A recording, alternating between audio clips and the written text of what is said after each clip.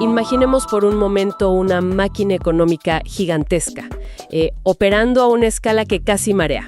Claro, una fuerza de producción masiva. Exacto. O sea, para este año 2025, México proyecta un comercio récord con Estados Unidos de 873,000 millones de dólares. Uf, es una locura de cifra. Es brutal. Y a la par, hay una captación proyectada de alrededor de 41,000 millones de dólares de inversión extranjera directa. Estamos hablando de fábricas operando 24 horas, exportaciones cruzando la frontera incesantemente, digamos un éxito total en el papel. Así es. Pero, y aquí está el detalle, tenemos sobre la mesa un documento sumamente revelador titulado La Paz que Paga. Y al revisar sus páginas, pues queda claro que justo debajo de toda esa brillante superficie comercial existe una especie de impuesto oculto. Un impuesto altísimo, además. Totalmente. Es una fractura profunda que amenaza con desestabilizar toda la estructura. Así que hoy vamos a hacer un análisis profundo de esto, porque nuestra misión es entender cómo la prevención del delito, o sea, este tema que antes era exclusivo de comprar más patrullas o salir en la nota roja. Sí, el enfoque tradicional. Ajá, cómo esto ha pasado a ser la variable más crítica de la competitividad económica y de la estabilidad social. Y es vital enmarcar esto en el contexto global actual, porque las reglas del juego han cambiado drásticamente. ¿A qué te refieres exactamente? Pues mira, el mensaje para los socios comerciales en América, Europa, Asia, África u Oceanía ya no trata únicamente sobre la capacidad técnica para ensamblar vehículos o manufacturar tecnología. O sea, ¿ya no basta con tener mano de obra calificada? Exacto, ya no basta. Hoy, la exigencia innegociable del capital global es garantizar territorios previsibles. Territorios previsibles. Me gusta ese término. Es que los inversionistas buscan ciudades que sean verdaderamente habitables, con gobiernos locales que demuestren capacidad para contener la violencia. Y muy importante, sin caer en la peligrosa trampa de normalizarla. Claro, porque uno se acostumbra, ¿no?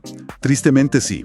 Pero el territorio pacífico es el nuevo insumo básico de la producción. Es así de simple. Bueno, vamos a desempacar esto, porque al revisar la primera parte del documento, los números a nivel macroscópico sugieren que hay motivos para celebrar. Estadísticamente hablando, sí. Sí, o sea, según cifras preliminares citadas por agencias como Reuters, hay una caída que suena impresionante. Casi un 40% en el promedio diario de homicidios. Es una caída fuerte, sin duda. El reporte indica que se pasó de 86.9 en septiembre de 2024 a 52.4 en diciembre de 2025. Ajá.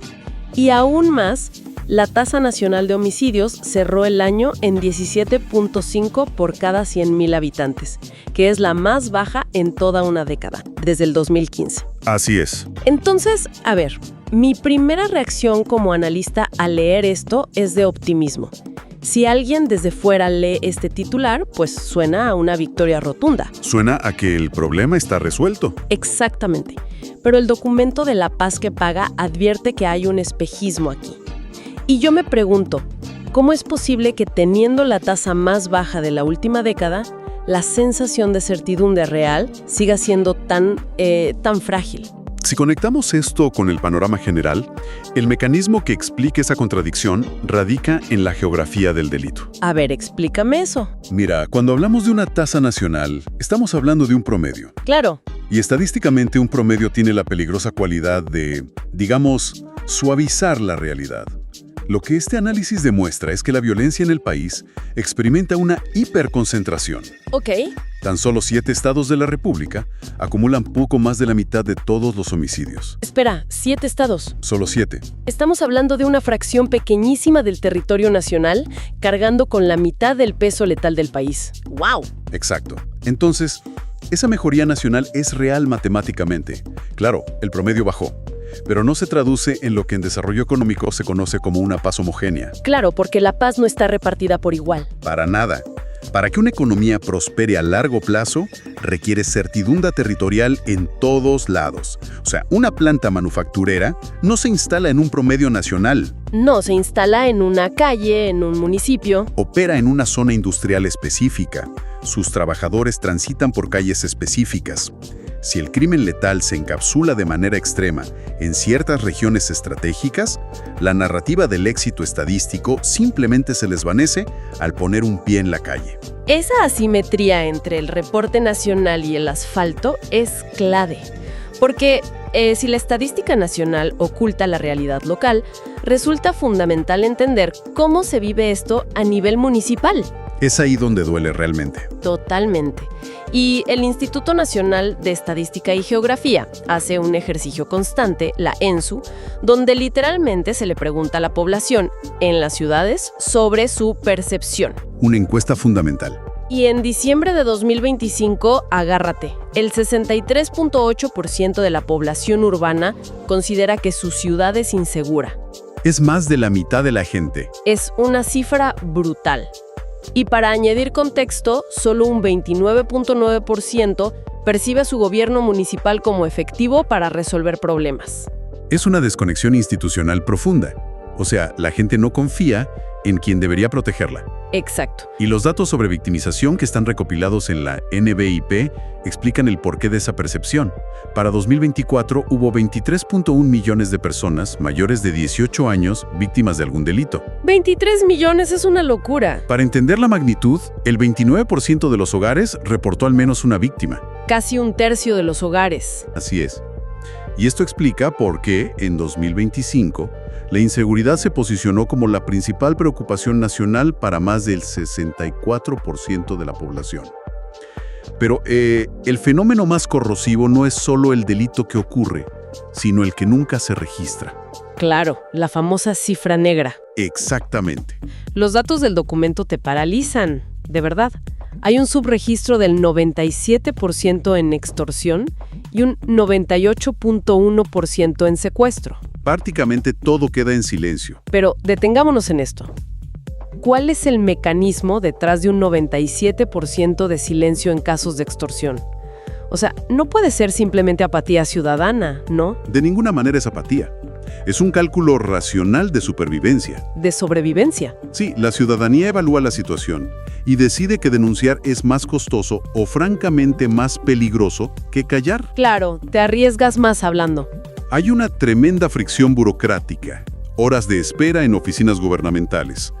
Pero, sobre todo, impera el miedo a represalias y la percepción de ineficacia. Sí, el famoso ¿para qué denuncio si no pasa nada? Las cifras lo respaldan.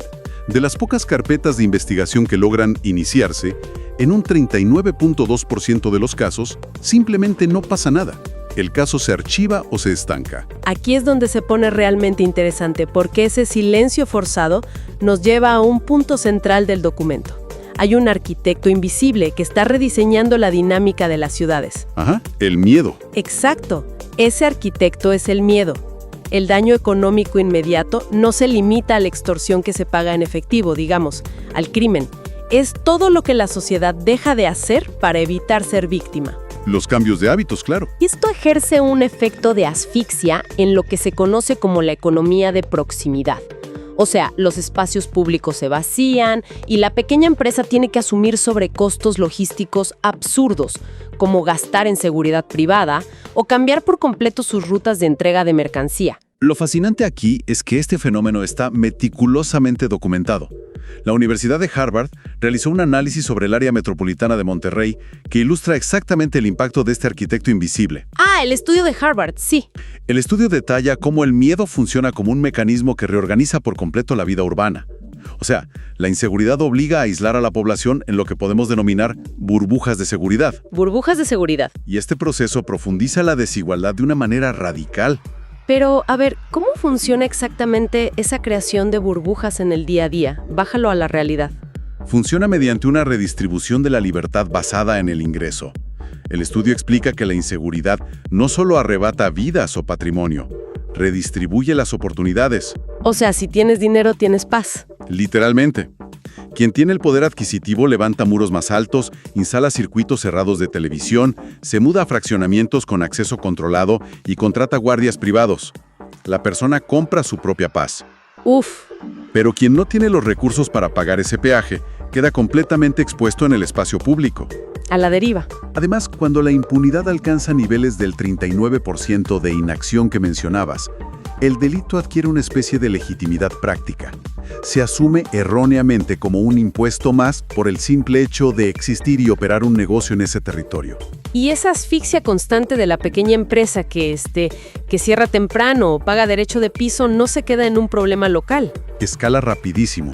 Si multiplicamos ese cierre y ese miedo por millones de negocios a lo largo del país, encontramos la respuesta a la siguiente gran interrogante macroeconómica. A ver.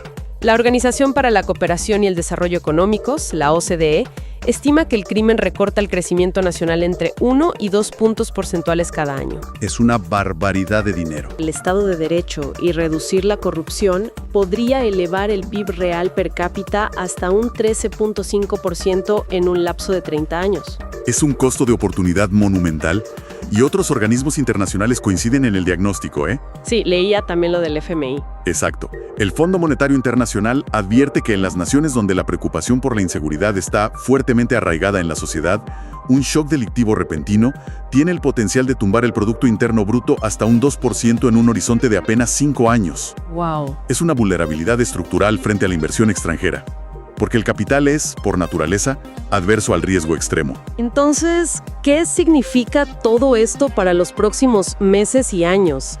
Especialmente considerando que México está bajo un reflector internacional gigantesco, con eventos masivos en puerta, como la coorganización del Mundial de 2026. Es una vitrina mundial. Ser anfitrión de un evento así es tener la atención del mundo entero enfocada en el país.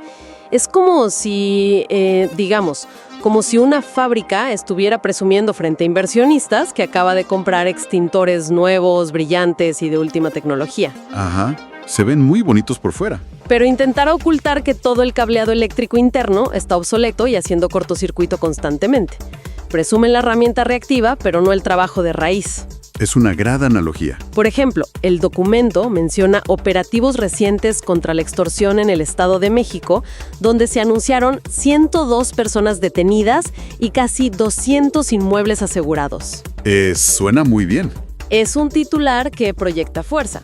Pero al mismo tiempo, el análisis reconoce que ese delito específico de extorsión ya había experimentado un aumento del 23.1% entre 2019 y 2025. Claro, el problema sigue ahí. Parece que se celebra el achicar agua de un barco, ignorando que la grieta en el casco sigue abierta y creciendo. La analogía del cableado eléctrico describe perfectamente el problema de fondo. Las señales que se envían al mercado y a la comunidad internacional son profundamente contradictorias. Te dicen una cosa, pero los datos dicen otra. Mostrar fuerza reactiva, con detenciones masivas, puede generar impacto mediático, sí, pero los datos estadísticos sobre el aumento sostenido de la extorsión revelan una persistencia que erosiona la certidumbre. Definitivamente. En este contexto de atención global, organizaciones no gubernamentales han emitido advertencias serias respecto a la militarización y el riesgo de abusos a los derechos humanos en las tareas de seguridad pública. Y ese es otro factor importantísimo. Y aquí es crucial entender un principio económico, ¿eh? La paz que logra atraer y retener inversión a largo plazo no se construye sacrificando la legitimidad institucional. Eso es fundamental de entender. Porque un territorio que impone control a la fuerza, pero que carece de la confianza de sus ciudadanos, genera otro tipo de incertidumbre. Correcto.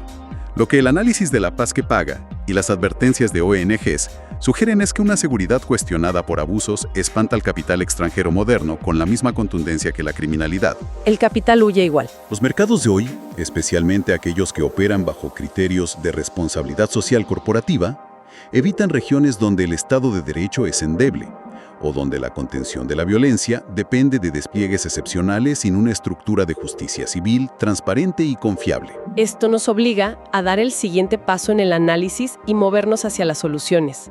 Porque el documento no se queda solo en el diagnóstico de la fractura, afortunadamente. Sí, proponen salidas. La sección final explora un cambio de paradigma, necesario. apoyándose en la visión de instituciones académicas como la UNAM.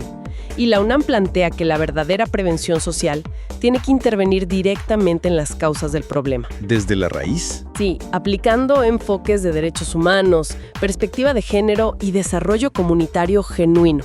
Lo que advierten es que si no se interviene en la raíz, el combate al crimen se reduce a lo que algunos críticos llaman espectáculos punitivos. Que es lo que vemos en las noticias todos los días. Es decir, hacer despliegues espectaculares, instalar retenes, patrullar fuertemente por unos días. Ajá. Es como tomar una aspirina.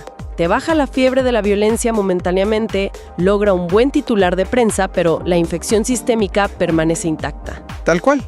El documento subraya que el verdadero antídoto requiere inteligencia financiera rigurosa para desmantelar las economías criminales, uso de tecnología que realmente resuelva casos y la implementación seria de la justicia cívica.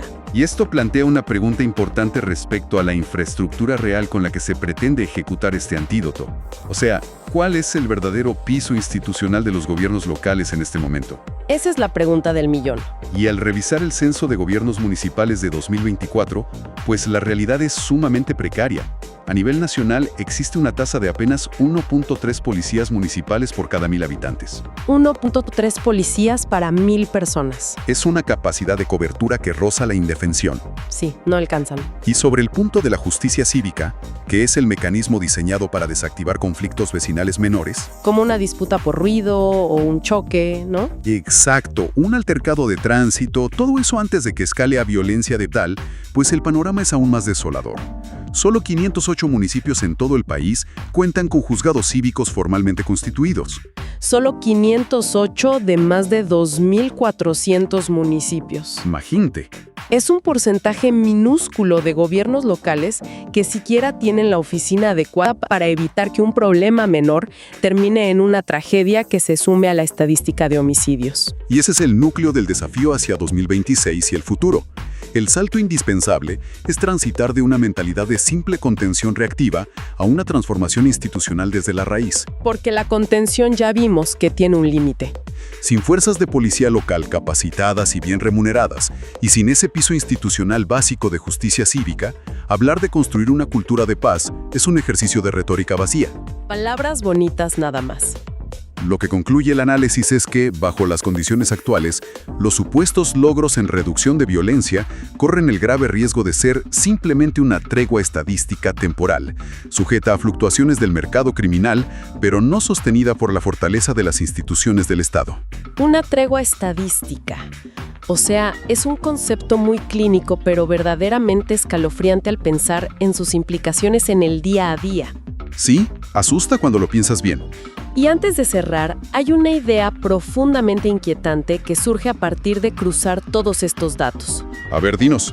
Si tomamos el hallazgo de la Universidad de Harvard de que el modelo actual reorganiza la vida y redistribuye las oportunidades a favor exclusivo de aquellos que pueden comprar su propia protección en burbujas privadas. Ajá, las famosas burbujas. Pues esto nos lleva a cuestionar el tejido mismo del futuro. Si la paz deja definitivamente de ser un derecho humano garantizado por el Estado y se consolida como un artículo de lujo, o sea, un privilegio sujeto al poder adquisitivo, ¿qué significa esto para la movilidad social de las próximas generaciones? Uf, es una bomba de tiempo. Significa que nacer en un código postal sin recursos económicos ya no solo limita el acceso a buena educación o salud, sino que sentencia a las personas a vivir bajo el gobierno del miedo y la extorsión. Cambia por completo la dimensión de lo que significa el costo de la inseguridad. Es una de las reflexiones más críticas que se desprenden de la paz que paga, la verdad. Subraya que no se trata únicamente de calcular el impacto de unos puntos porcentuales menos en el crecimiento del PIB. No son solo números en una hoja de cálculo. Exacto. Se trata de una amenaza directa a la equidad y al diseño mismo de la sociedad futura. Es un diagnóstico complejo que requiere obligatoriamente del involucramiento y las perspectivas de diferentes sectores. Por eso, esto deja una pregunta abierta fundamental para quien siga de cerca este documento. Así es. ¿Se debe apostar con mayor fuerza presupuestal por la prevención social de las causas, por la inteligencia institucional y financiera, o por el fortalecimiento urgente de las policías y gobiernos locales para lograr una paz que verdaderamente dure? ¿Es el debate que tenemos que dar? Totalmente. Por eso hay un enorme interés de nuestra parte en saber qué opina la audiencia. Queremos saber sus comentarios y que nos escriban al respecto, para recibir mensajes con distintas visiones sobre este desafío estructural. Y, además, para analizar a fondo cada uno de los reportes y estadísticas que mencionamos hoy, invitamos a las personas a que entren a nuestra página web, interalcaldes.com, para leer el artículo completo La paz que paga en su totalidad. De igual forma, los invitamos a suscribirse a nuestro canal de Spotify para no perderse ningún otro análisis profundo. Y para continuar con el debate, les pedimos que nos sigan en nuestras redes sociales en Facebook, X y LinkedIn. Ahí nos encuentran como Revista Interalcaldes. Excelente, ahí los esperamos. Queda claro que detrás de las grandes cifras y los reportes macroeconómicos siempre hay una realidad a ras de suelo que exige ser entendida y transformada. Muchísimas gracias por acompañarnos y hasta el próximo análisis profundo.